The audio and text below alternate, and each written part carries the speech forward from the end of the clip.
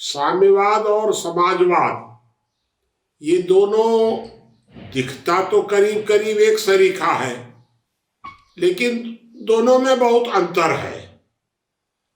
साम्यवाद पूरी तरह राजनैतिक और आर्थिक सत्ता का केंद्रीयकरण है। मतलब सारी जो सत्ता है वो एक जगह इकट्ठी हो जाएगी और जो आम जनता है पूरी वो गुलाम हो जाएगी। साम्यवाद में है, लेकिन समाजवाद में अंतर है इन दोनों के बीच में।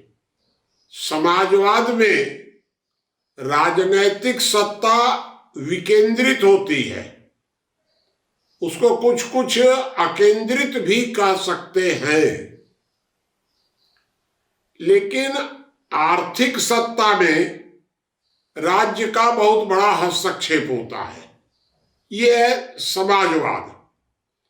तो समाजवाद को हम लोकतंत्र का भी एक लोकतंत्र और साम्यवाद इन दोनों के बीच का मान सकते हैं कि साम्यवाद वर्तमान दुनिया में क्या किस स्थिति में है। मैंने कई बार लिखा है अपने 65 वर्षों के जीवन में, बचपन से लेकर आज तक मैं यही लिखता रहा हूं कि साम्यवाद दुनिया की सबसे अधिक खतरनाक विचारधारा है। आप सोच सकते हैं कि यह बात मैंने 55 में लिखी है, 1955 और आज दोनों का अंतर आप समझ सकते हैं। तो साम्यवाद वास्तव में दुनिया की सबसे अधिक खतरनाक विचारधारा है।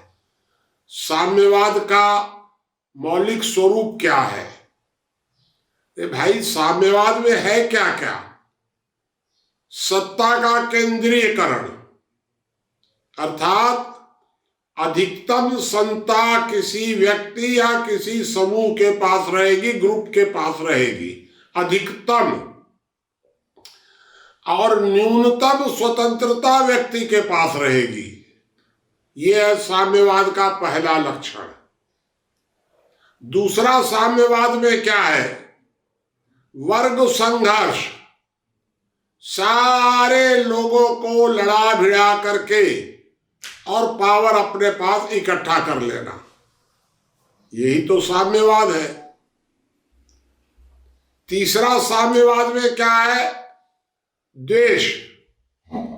हर व्यक्ति के अंदर दूसरे के प्रति द्वेष भाव उत्पन्न किया जाए। हम लोगों का क्या मानना है? संतोष। तो हम लोग कहते हैं कि हम परिणाम से संतोष करें, प्रयत्न से नहीं।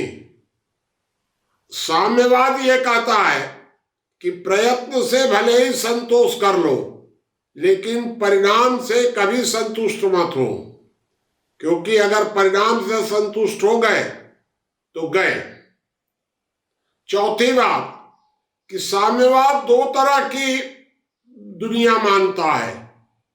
एक वहां जहां साम्यवाद है, वहां किसी को कोई अधिकार नहीं हो सकता है, सारे अधिकार सरकार के पास है। और एक वहां जहां साम्यवाद नहीं है, वहां साम्यवादी स्वतंत्रता की लड़ाई लड़ेंगे। भारत में साम्यवादी क्या करते हैं? भारत के सारे साम्यवादी चीनी एजेंट हैं। ये यहाँ के उद्योगों को बर्बाद करेंगे, भारत का उत्पादन नहीं बढ़ने देंगे, जिससे कि चीन का माल यहाँ निर्यात होता रहे, तो भारत में आता रहे चीन का माल और भारत का उत्पादन न बढ़े। पूंजीपतियों को गाली देंगे, समाधान कुछ नहीं करेंगे। तो ये साम्यवाद का मैंने आपको चरित्र बताया है कि साम्यवाद में हिंसा है, पूरी तरह हिंसा ही है साम्यवाद में। तो इस तरह से अगर हम लोग साम्यवाद पर गंभीरता से विचार करेंगे तो साम्यवाद पूरी तरह से गुलाम बनाकर रखने वाली एक इकाई है। उसमें कहीं किसी को कोई स्वतंत्रता नहीं है, कहीं सद्भाव नहीं है, कहीं वर्ग समन्वय नहीं है। सब कुछ साम्यवाद एक प्रकार से बने डकैतों का गिरोह है, जो सीधा सीधा डकैती न करके और लोकतांत्रिक तरीके से डकैती करता है। तो मैं साम्यवादियों को सीधा सीधा डकैत के रूप में मानता हूं और कुछ नहीं है।